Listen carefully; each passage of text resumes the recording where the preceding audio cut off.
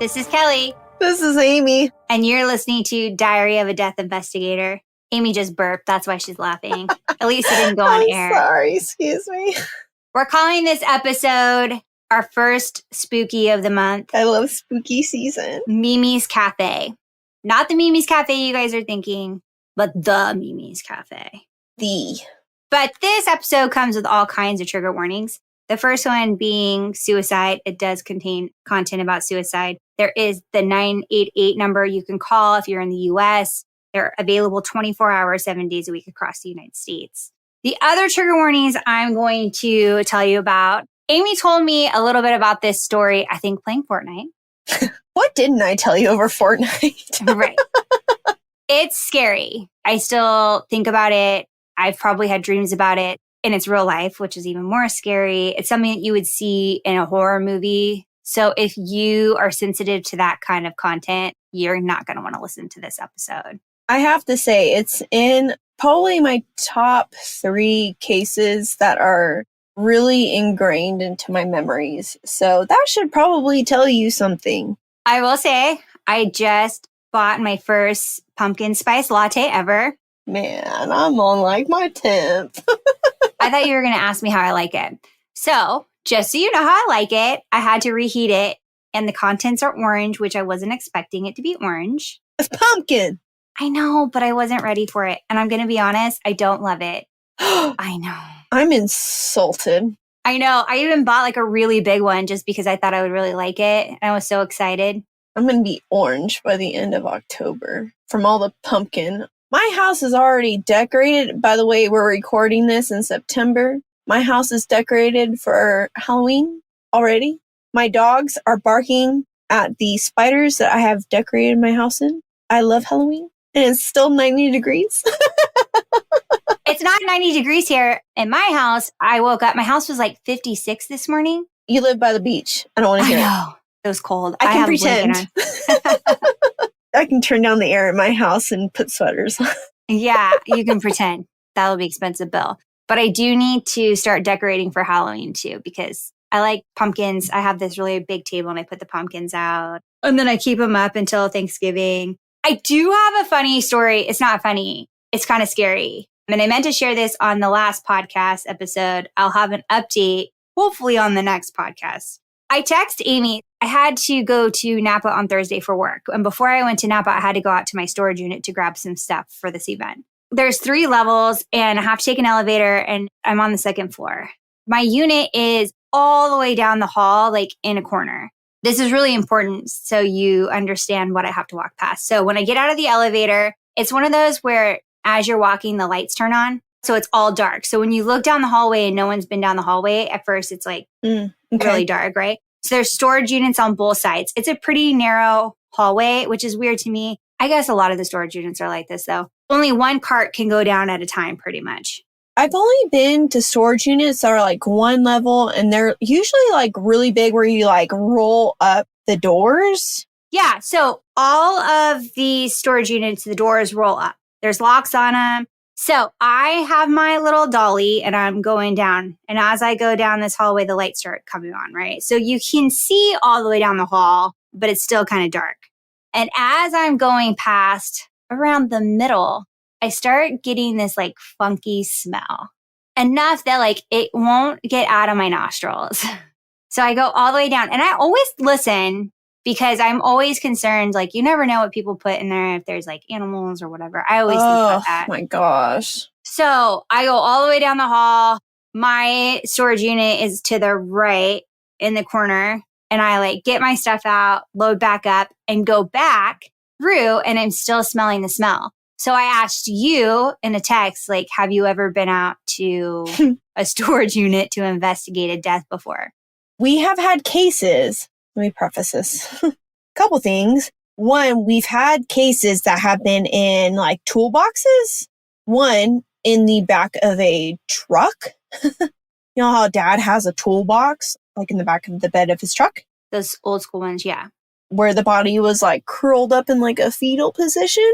But not in a storage unit, just a storage container. Mm-hmm. And then another one where the guy was pummeled with a brick and then put into like the big green trash containers. I'll post it on TikTok so that you guys can see what it actually looks like because it's a little spooky. I get a little creeped out every time I go down there. I like have Do a the box lights cutter with me. flicker? Well, they flicker on and then they flicker off. I've taken the dog down there and he likes to run the hallways. So maybe I'll take him and see which storage unit it actually is that smells. Oh man, this case. When did I do this? So this was done in 2020, right before COVID started. Well, COVID in the US, I should say. February of 2020. And this wasn't even in my area. So I wouldn't even have had this case if my buddy would have been on call that day. So blessed, I should say. Okay, so this happened in the south side of my state where all the weird stuff happens, where you lose cell service, even better. So if you're stranded and stuff happens to you, you're out of luck. Actually, another time I was on call in this area, this is a part of the state where you have what they call sundown towns. Do you know what that is? No. It's racial profiling. Oh, okay. Yeah, small towns. Yeah, it's really sad. Super sad. I hate it. It's one reason why I didn't like working this area. So I get a call to go to this area where they said they had this suicide that they said this man had cut himself. And I was like, okay, well, are you going to expound on this? And they said, well, we're just going to have you come out and have a look for yourself. I'm like, all right, well, I guess I'll be there in about 3 hours. So I drive down there and there really isn't much out there. It's like a 2-lane highway and it's actually at this restaurant and it's been closed for a while for renovations. It's a little Mexican restaurant. This restaurant, I guess it's like an arched roof restaurant. And the whole front of it are windows that are kind of like mirrored. So you can see your own reflection when you're standing in front of it. And these women were inside of it. They're getting ready to open it. Open the restaurant? Like it was going to be the first day it's open? Or they're just opening it for the people working there? No, they're getting ready to reopen it. So they were done renovating it and they were inside cleaning it for reopening. So these women were inside cleaning it and they said they had seen this guy acting kind of weird walking down the road. Is it in a shopping center or I guess I'm picturing it. There's a road and then there's like one store after another. No, it was kind of a standalone store or restaurant. With a parking lot? No, it was like, let's see, I'm trying to think which way. So when I was driving down, so this was down towards the southern side of the state. So I had to drive south to get down there. And it would have been off to the east side of the road. And it was facing towards the west. So the windows were facing towards the west. And the guy was walking towards the north. And he was walking on the east side of the road, walking northbound. And there wasn't much on the south side from where he was walking. And it was a heavily wooded area. Not much else back where he was walking from. So they don't really know where he was walking from. And he wasn't from around that area, actually. They don't really know at the time who he was. So when they called me at the time, they were actually calling him an unidentified person. He didn't even have a wallet on him at the time. So not much around there. You would have had to walk up or drive up couple minutes to actually get to more stores or even any housing from there. When you looked at the building, so if I were standing on the road looking at the building, so I would have had to have been facing east, there was just a little parking lot to the south side of it. So just a couple places there to park, not much of a parking lot. It wasn't a big town, small town. And then they had a couple picnic tables outside in the front where you could sit. And they were red, so dark red little picnic tables. You could look at the building. Like I said, it was an arched building. and the windows were very reflective. And inside, they had just a couple places inside to sit. It was a very, very small building. The women were inside cleaning. I think they were cleaning like the front cashier area. It was really dusty inside. Like I said, they had just renovated and they had seen this guy walking up. I think he had been like talking to himself, and then they saw him walking up to the front of the windows. He was looking at himself in the windows. Next thing they see him do is reach inside his pocket and he pulls out this knife, and it was a hunting knife. One of those ones where it was like a flip blade. He flips his blade open and it was a serrated knife. And, you know, a serrated knife is like one of the jagged knives. And then they see him pull a knife up to his neck, and they just see him just kind of start pulling the knife across his neck. So it wasn't like a nice clean cut across his neck. So when you see someone pull a knife across their neck, when it's not like a clean cut, it's like what you call like a hesitation cut, when it doesn't break skin. And then you see him just cut clean through his neck. And then he just keeps sawing across his neck. So he's like sawing his neck. And then they run to the door and they lock the door, and they're just it wasn't locked? No. Ooh. I mean, like I said, it's a small town. The stuff normally doesn't happen. They're out kind of in the middle of nowhere. It was just them two. We say that, but I feel like all the cases we talk about happen to be in small towns. Yeah, right. Our podcast isn't even called Small Town Murder. I know. You don't think this stuff happens there. So they lock the door and they call the police, and he's just sitting there sawing his neck. Then once he stops, he just is looking at himself in the window, and it gets worse. He starts reaching into his neck and he starts pulling on his muscles and his veins and his arteries, and he starts pulling the stuff out of his neck. The women are just freaking out. I mean, of course, you know, they don't want him to come in because he looks crazy. They don't know what's going on. Between the police arrive and the guys, you know, pulling the stuff out of his neck, he's walking around and he's leaning forward. So he's trying to drain the blood out of his neck. And he's walking around. And I told you, there was picnic tables out in front of this building.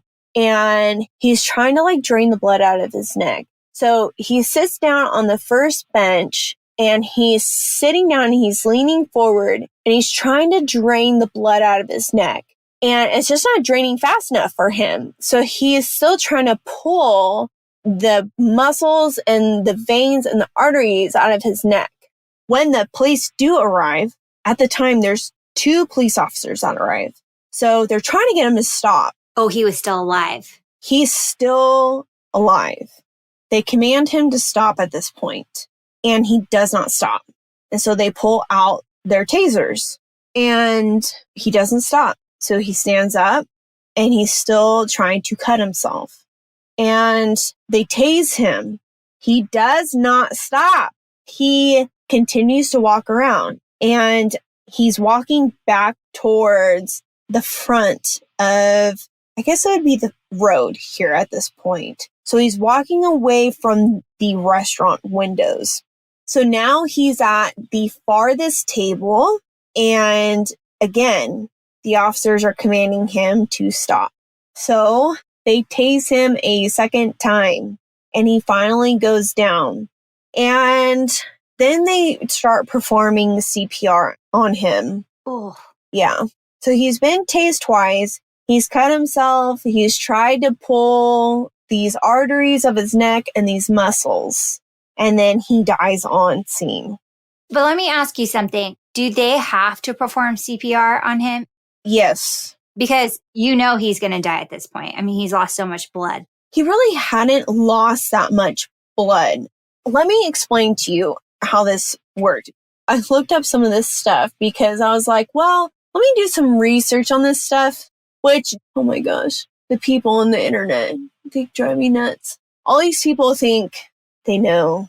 They think they're doctors. One guy was like, once upon a time when I was a ninja, when I used my samurai sword. Oh, geez. I gotta get out of this real fast. So, okay, you have all this stuff in your neck. Lots of arteries, lots of muscles, and nerves. Okay, so I think a lot of what happened to him was he had cut through some nerves, and that's why he didn't feel to a certain extent. And that's why he could continue to do what he was doing. So you have superficial and then you have deep structures in your neck, okay? You have paravertebral muscles in your neck. That just means they're closely surrounding your spine, okay? So that just kind of gives you structure to your spine. So all these muscles here. Amy's pointing to like the side of her neck when she's like, just so you guys know, because we forget that you can't see us when we're recording. So she's grabbing the side muscles with the palms of her hands. So she's saying that it's the sides, your thick neck muscles. Yes.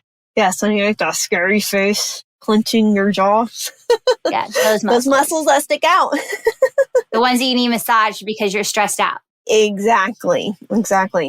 So these start at the superior thoracic aperture of the neck by your collarbone. Okay, so from your collarbone here to that opening all the way up to your jaw. So you have your jugular vein. When you always hear about that one, if you hit the jugular, then you're done. Because that's the big artery, right? Well, you have your jugular and then you have your carotid. They both do different functions, right? So your jugular is going to drain, and then your carotid is going to carry the blood up. So when you feel on your neck where you feel you have a pulse, that's your carotid. From your ear, if you go about a centimeter forward and then you go just under your jawbone, that is your carotid. That's giving you your oxygen to your brain. And then right behind that is your jugular. So that's your blood. Those are your important stuff. And then you have external and then you have internal for both of those. All right. So then you have 3 different types of nerves that are like all in that neck region as well. So you have your vagus nerve, and then that goes to your thoracic vertebrae. And then you have your phrenic nerve that goes to your scalene muscles. So that's your cervical C3 and C5. So that's your motor supply to your diaphragm. So like your diaphragm sits up above your liver. So I drew that picture for you earlier. Oh, remember? I'll post it again, or you guys can go reference it again from last week. All right. So your C3 is going to be up a little bit higher. So you have your axis and your altus, and then you have like your C3. Okay. And then your sympathetic trunk. All right. So that's going to be bilateral. And then that's going to be like your stress and impending danger. So like your fight or flight. That's going to run all the way down your spine, all the way down to your coccyx. So like your tailbone. Basically what I think what happened to him is like he started slicing about like C4, C5, like down in like the middle of his throat. So I think he hit like that sympathetic nerve. And I think that he was just slicing through those nerves where he wasn't feeling anything. And I think he was just not feeling that point of danger. It was just, oh, well, I think he had made up his mind. So I remember asking the doctor, I said, did he have any drugs in his system? And the doctor told me he didn't have any drugs. No, I thought for sure he was on drugs. Nope. No drugs. Ugh. Yeah. I don't know how someone can do that without drugs. I think I've told you before that I've seen other cases where there was a woman that had gone into a Walmart, bought a butcher's knife, went out to her car in the Walmart and cut her neck so deep that she almost beheaded herself. And she wasn't on drugs? Nope. So I guess the scary part to me is you actually saw the video of him doing this, right? Yes. So you're talking about the police, everything. So you went out to the scene then at that point, and then they let you watch the video to see what happened? Yes. So it played out like a scary movie. It did. It was like The Ring. When I watch this movie, does it repeat to the person who's watched this video? I mean, it just seems surreal. I bet those women were just horrified watching this. And it was almost in slow motion, like how he died, because I looked at how many volts. So like in a taser, because I didn't realize it's 50,000 volts for a police officer's taser. And they did this to him twice. And it pulses for 5 seconds. And then those prongs are almost a centimeter long. They're painful. I remember taking those out of him. I was like, that looks painful. I don't think he felt anything. It took him a long time to go down. It was minutes that it took him. A lot of times when I see people go down for something like that, like stabbings, my case that we talked about of that guy that stabbed himself multiple times, that was a long and probably excruciating death. And I know that took him several minutes to die.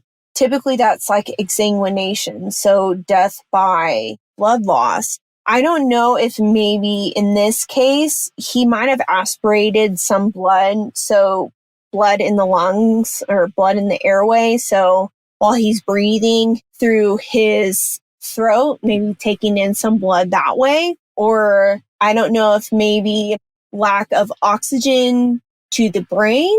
I'm not sure which was decided on this, but it's kind of haunting to see that replayed through video. It's really weird. When you guys picked him up, did he have any identification on him? No, he didn't. We ended up running fingerprints on him. And was he an unhoused person or was he young? He was young, born in 82. He was an FBI case, so he did have a history of some drug usage. Oh, so what does that mean? He was an FBI case?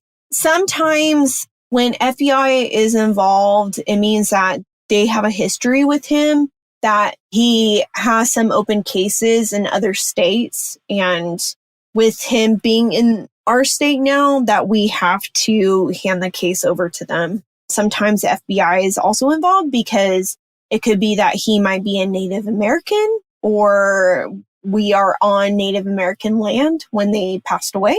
Oh, okay. Sometimes it's military as well. Did they say what prior drugs he had been using? I don't remember. Because obviously the first thing I always say is meth, right? Although I know nothing about meth. I'm always, were they doing meth? Meth is big here. I think meth's big Meth everywhere. is like number one here. I was just wondering if maybe it was just the aftermath of the drugs, right? He didn't have any drugs in his system, but maybe that's just the drugs had done so much damage at that point. That's one of the cases actually that we're going to be talking about this month in spooky season is the aftermath of meth and what it does to you. Makes you see the devil. But yeah, it is definitely one of the things that affects your mental health and makes you do crazy things, right? So long-term usage, it not only affects your mental health, but your organs and makes you age double at least. So he would have been about 39 or so. So did he look old? Like he had been on drugs at one point? No, he really didn't look that old. Wow, that's sad. Super scary that no drugs in his system. I thought for sure you were going to say drugs because that's been every single one of your suicides has been drugs, except for maybe Mr. December. I was shocked. I literally was like, there's no way, like rerun those tests. Yeah. I thought he would have drugs in his pockets, nothing.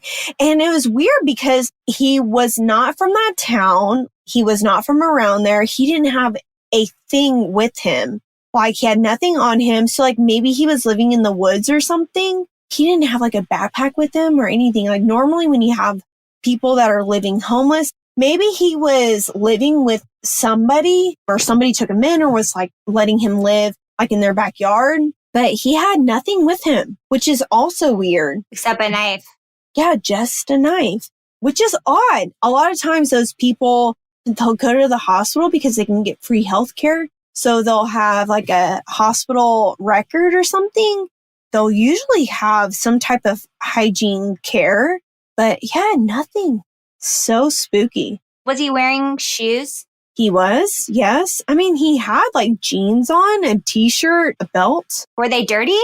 No, he looked fairly clean. It was the most bizarre thing. It was just like one day he just decided that he was going to start walking and just kept walking until he found a place that just looked like a place to die.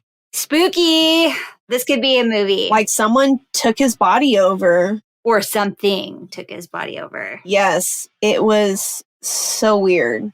No, thank you. When we were looking up descriptors of how to describe this or what to call this episode, you can look up all kinds of things. Like, Yeah. when you do throat cutter, you can imagine the things that pop up.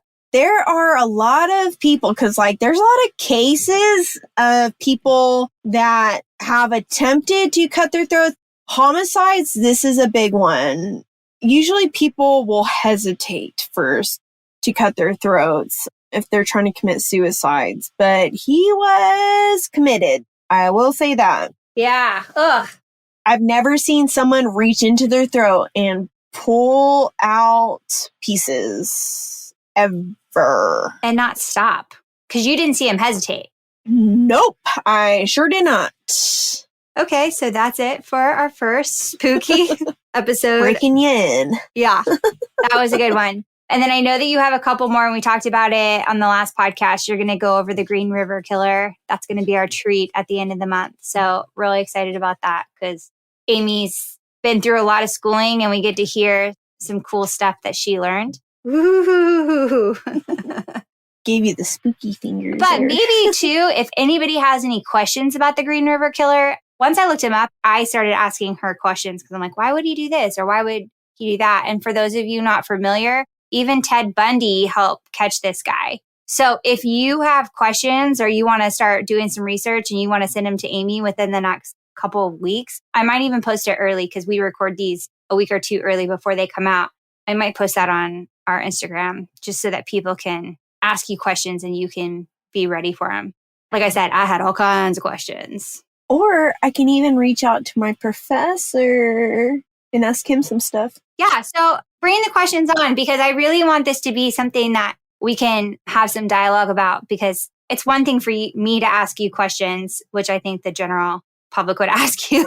I saw this pop up to the university and just like, hey.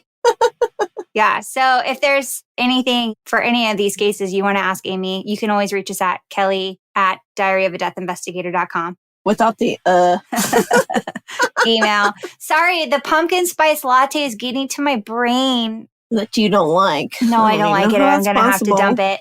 And then you What a can waste. reach us on our Instagram page, Diary of a Death Investigator, our TikTok that I'm learning how to do. And maybe by then I'll have my storage unit video up. In my diagram. And we're going to have lots of pictures. I'm trying to start posting stuff for you guys. We're going to post some real stuff. Thanks, you guys. Thank you for listening. And until next time. Bye.